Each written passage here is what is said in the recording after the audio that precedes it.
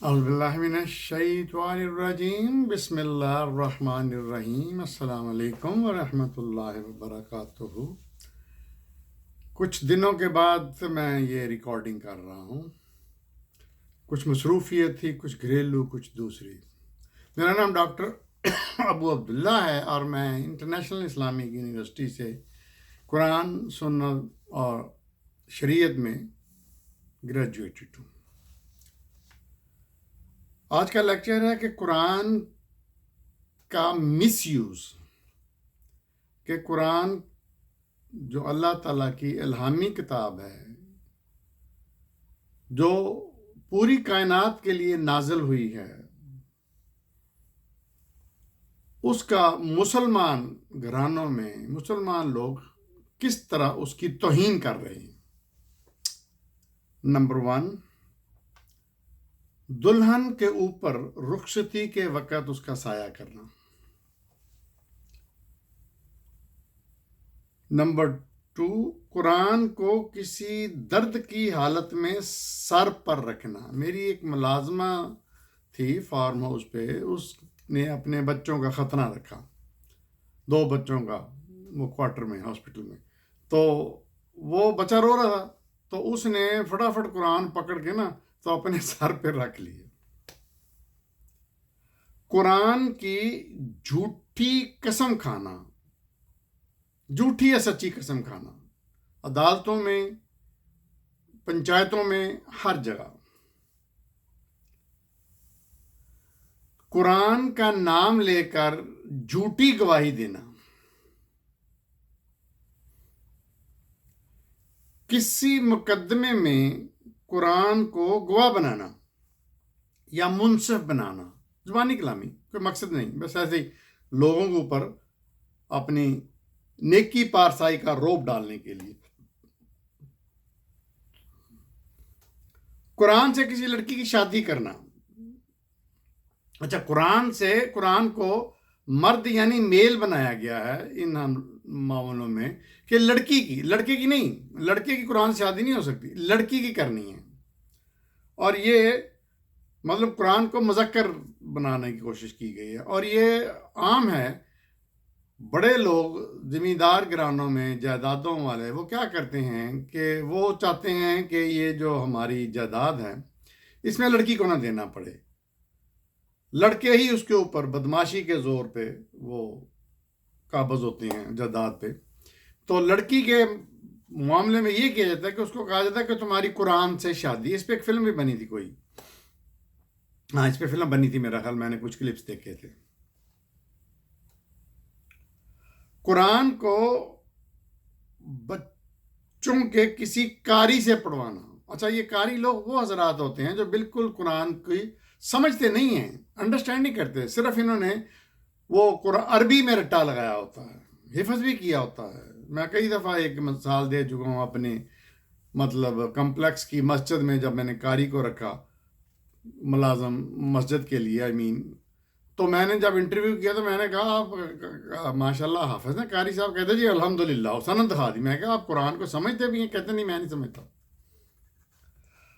تو اور یہ سمجھنا کہ بچے نے قرآن پڑھ لیا، یعنی عربی میں اس کو قرآن کے سکرپچر بتا کے عربی میں زبان میں، یعنی عربی زبان سکھا دی۔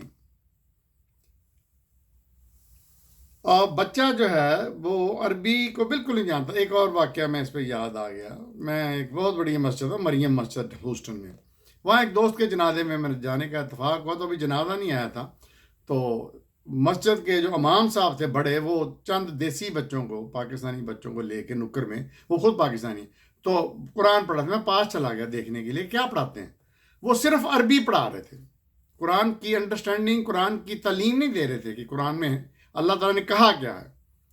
تو میں نے سلام کر کے پوچھا، میں نے کہا سر آپ کیا کر رہے ہیں؟ کہتے ہیں میں قرآن کی تعلیم دے رہا ہوں۔ میں نے کہا آپ تو عربی پڑھا رہے ہیں، قرآن کی تعلیم تو وہ ہے کہ جو قرآن کے معنی ان کو بتایا جائیں۔ کہتا جی ابھی چھوٹے ہیں بچے، یہ ابھی کیا سمجھیں گے؟ تو بچے جو تھے وہ اسکول گوئنگ تھے، امریکہ میں جو اسکول گوئنگ ہوتے، تو میں نے بچوں سے پوچھا بچوں تم جو پڑھتے ہو سائنس، کیمسٹری، انگلش، میتھ، وہ انگلش میں پڑھتے ہو؟ کہتے یس سر۔ میں کہتا تم انڈرسٹینڈ کرتے ہو وہ کیا معنی ہے؟ کہتے جی بالکل۔ میں نے ان سے پوچھا امام صاحب سے کہ جب یہ ریگولر مضامین پڑھ سکتے ہیں اس میں، تو قرآن کا تو ہے ہی بڑا سمپل. اللہ تعالیٰ قرآن پاک کے بارے میں کہتا ہے کہ میں نے اس کو پڑھنے کے لیے آسان بنا دیا. تو وہ چپ ہو گئے. تو ان کے ایک چمچہ ٹائپ جو پاس بیٹھے تھے انہوں نے بہت برا منایا اور مجھے انہوں نے سنا بھی دی.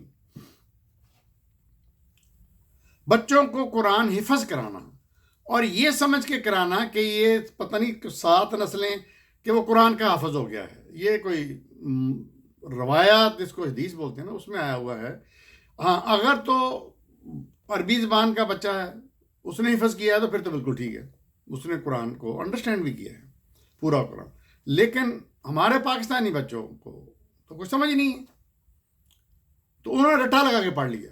بلکہ اس میں بڑے بڑے لوگ، میرے اچھے پیارے دوست ہیں ڈاکٹر یہاں کولیگ ہیں امریکہ میں، انہوں نے اپنے 2 بچوں کو حافظ قرآن بنا. کہتے ہیں ڈاکٹر صاحب یہ جنت چلائیں گے. آپ جنت جان دے لے کو کرنا نہیں تے بچیاں دے موڈے تے بندوق رکھ کے موڈے تے چڑھ کے جنت جانا.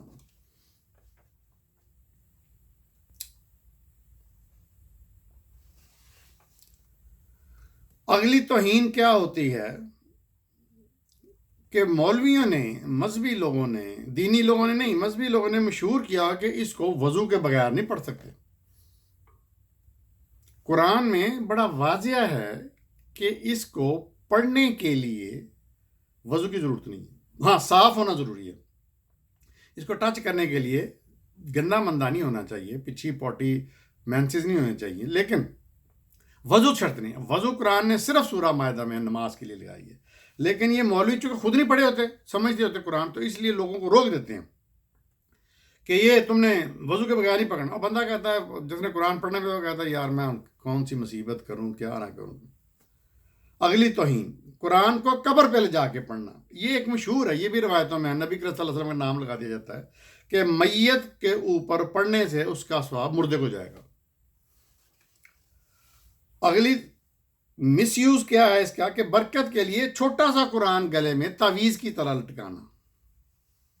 اگلی توہین کیا ہے؟ گھروں میں، دفتروں میں قرآنی آیات کو لٹکانا اور اس طرح کی چیزیں دوسروں کو تحفے کے طور پر دینا. اگلی توہین کیا ہے؟ قرآن سے فال نکالنا، علاج کرنا، جادو ٹونا کرنا وغیرہ وغیرہ، یا دعویٰ کرنا، یہ تسر دینا کہ یہ قرآن میں ہے، غلط ملت عربی بول کے. قرآنی آیات کا تعویذ بنانا، گلے میں لٹکانا، بازار میں لٹکانا وغیرہ وغیرہ.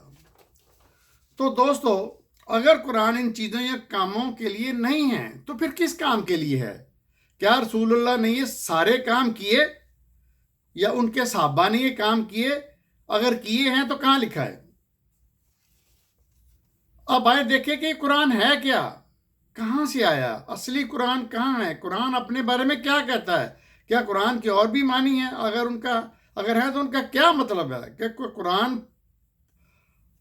پرانے قصے کہانیوں کی کتاب ہے؟ کیا قرآن میں کوئی تبدیلی یا تحریف کی؟ بہت سے سوال ہیں.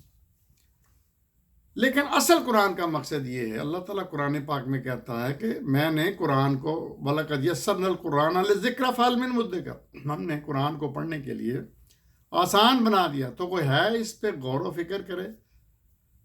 قرآن میں تقریباً 50 دفعہ اللہ تعالیٰ کہہ رہا ہے کہ عقل والوں کے لیے اس میں نشانیاں ہیں، جو پڑھتے ہیں سمجھتے ہیں. اور ہم نے اس کو